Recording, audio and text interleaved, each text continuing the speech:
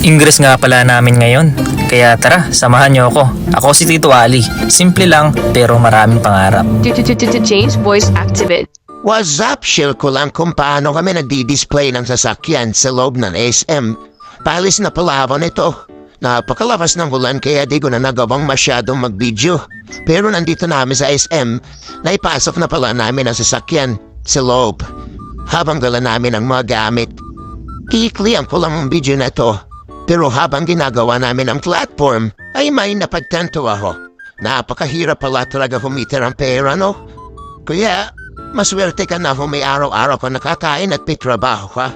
Kaya ayun, sobrang drama kung mayong araw. Ito ang mangyari sa akin. Boom! Nabutas ang pantalon ko.